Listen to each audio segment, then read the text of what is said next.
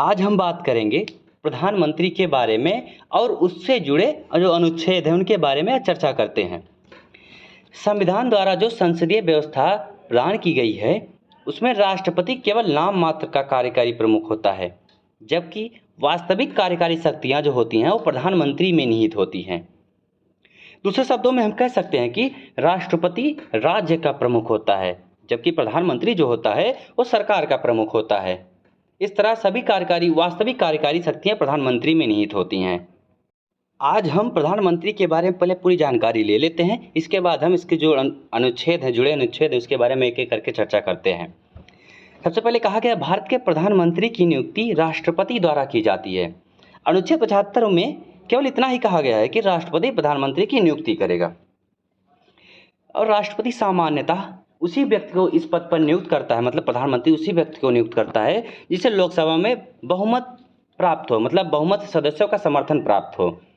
यह आवश्यक है कि संविधान प्रधानमंत्री और उसके सहयोगी मंत्रियों को लोकसभा के प्रति उत्तरदायी मानता है। इसलिए जो प्रधानमंत्री बनता है उसका उस जो लोकसभा में बहुमत पार्टी है उसमें उसके सदस्यों द्वारा पूर्ण समर्थन प्राप्त हो कि यही प्रधानमंत्री बनेगा। देश का संविधान राज्यसभा के किसी सदस्य को प्रधानमंत्री के पद पर नियुक्त करने से राष्ट्रपति को नहीं रोकता, बशर्ते वह व्यक्ति बहुमत प्राप्त दल का नेता चुन लिया जाए। मतलब जो दल है, जो पार्टी है, उसमें किसी एक व्यक्ति को प्रधानमंत्री बनाया जाता है उसी पार्टी से, तो सभी जो पार्टी के सदस्य हैं वो किसी एक व्यक्ति को अपना समर्थन दें, तब वह प्रधानमंत्री बन जाता है। अब हम बात करते हैं प्रधानमंत्री का शपथ ग्रहण। प्रधानमंत्री का पद ग्रहण करने से पूर्व राष्ट्रपति उसे पद एवं गोपनीयता की शपथ दिलाता है और कहा जाता है कि प्रधानमंत्री यह शपथ लेता है कि मैं भारत के संविधान के प्रति सच्ची निष्ठा और श्रद्धा रखूंगा। मैं भारत की प्रभुता एवं अखंडता अक्षुण्ण रखूंगा, मतलब प्रभुता एवं अखंडता को बनाए रखूंगा। मैं श्रद्धा पूर्वक एवं शुद्ध मन से, शुद्ध अंतरण से अपने पद के दायित्वों का निर्वहन करूंगा। मैं भय या पक्षपात, अनुराग या द्वेष के बिना सभी प्रकार के लोगों के प्रति संविधान और उसके विधि के अनुसार न्याय करूंगा।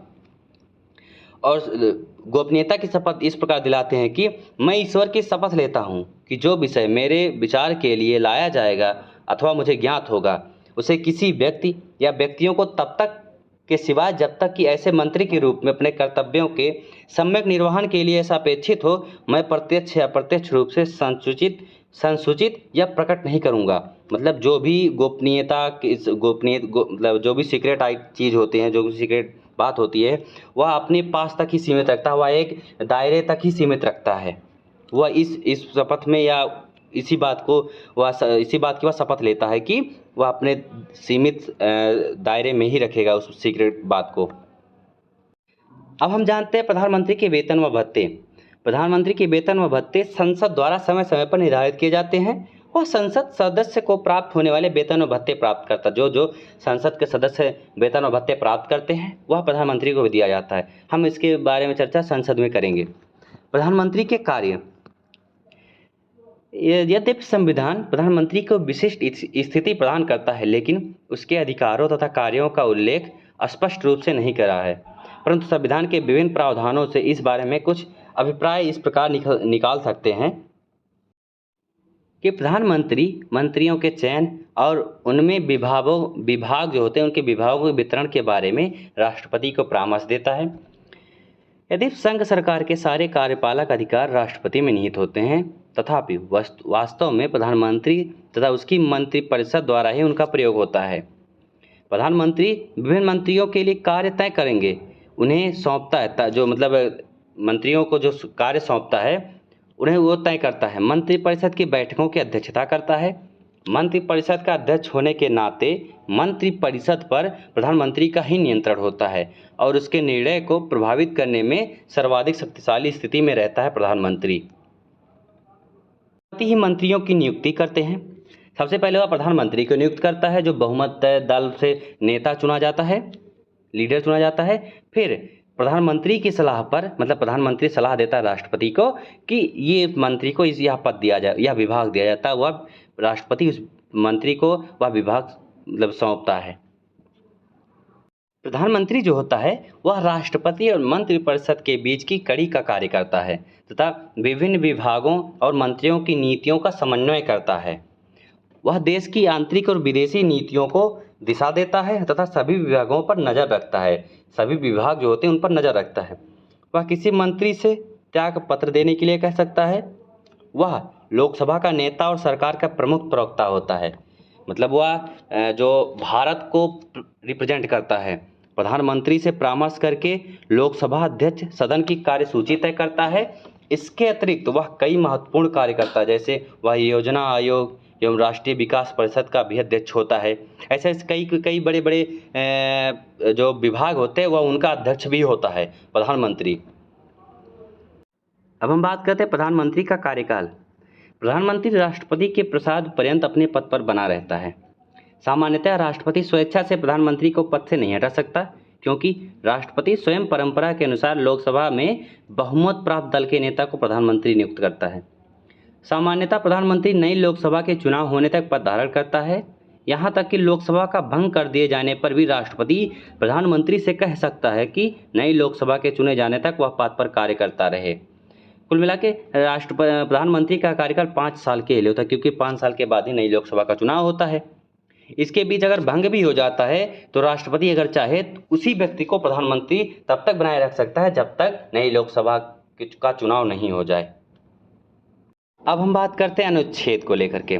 अनुच्छेद 73 में कहा गया है कि संघ की कार्यपालिका शक्ति का विस्तार हो, और अनुच्छेद 74 में कहा गया है कि राष्ट्रपति को सहायता और सलाह देने के लिए एक मंत्रिपरिषद होगी जिसका प्रमुख प्रधानमंत्री होगा। मतलब जो राष्ट्रपति को सलाह दिया जाता है सारी देश के किसी भी समझौते पर, किसी भी मुद्दे पर जो सलाह दी जाती है वो एक मंत्रिपरिषद होगी उसके लिए, जिसका मुख्य प्रधानमंत्री होता है। अनुच्छेद 75 में कहा गया है कि मंत्रियों के बारे में अन्य संबंध, मतलब प्रधानमंत्री की नियुक्ति राष्ट्रपति करेगा और प्रधानमंत्री की सलाह पर अन्य मंत्रियों की नियुक्ति राष्ट्रपति करता है।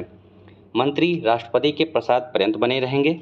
मंत्रिपरिषद लोकसभा के प्रति सामूहिक रूप से उत्तरदायी होता है।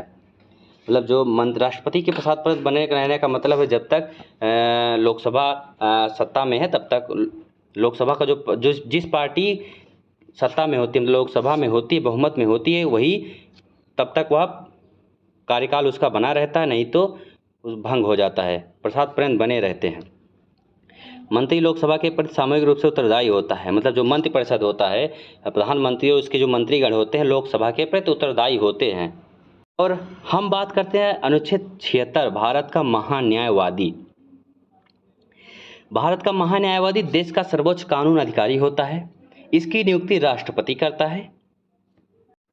अगर हम इसकी योग्यता की बात करें तो जो योग्यता उच्चतम न्यायालय के न्यायाधीश बनने के लिए होती है वही योग्यता भारत का महान्यायवादी बनने के लिए होनी चाहिए।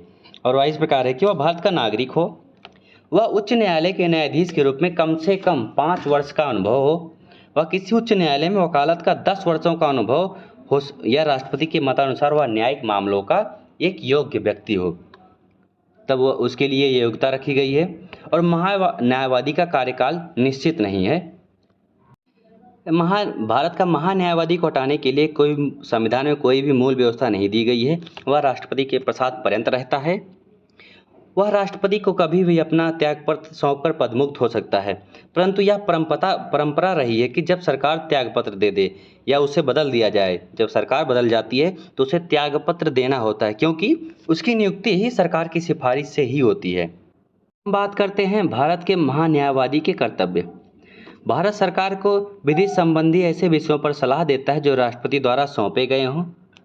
वह विधिक स्वरूप से ऐसे अन्य कर्तव्यों का पालन करता है जो राष्ट्रपति द्वारा सौंपे गए हों।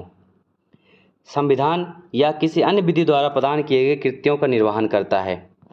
राष्ट्रपति महान न्यायवादी को निम्नलिखित कार्य सौंपता है। नंबर 1 है, भारत सरकार से संबंधित मामलों को लेकर वह उच्चतम न्यायालय में भारत सरकार की ओर से पेश करता है।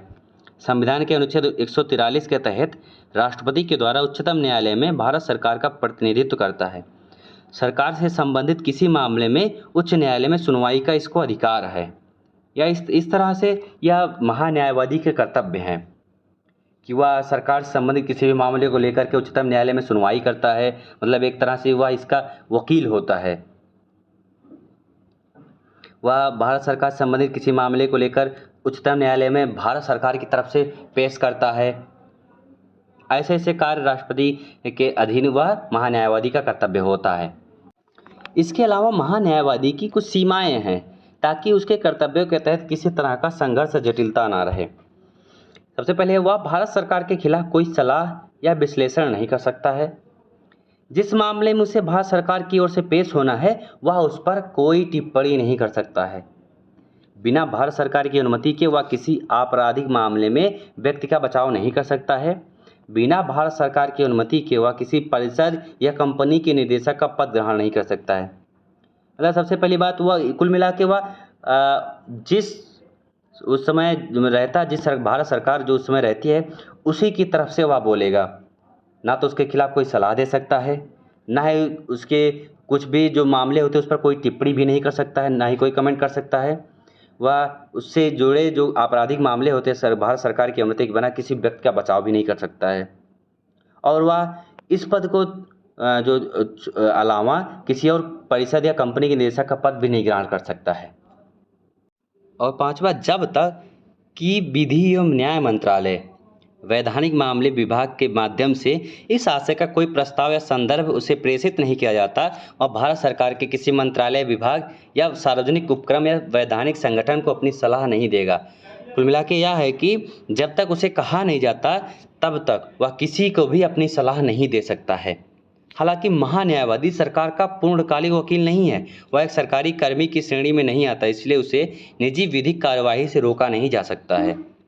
मतलब ये उसका पूर्णकालिक वकील नहीं होता है, क्योंकि सरकार चेंज हो जाती है तो उसकी सिफारिश पे बनता है।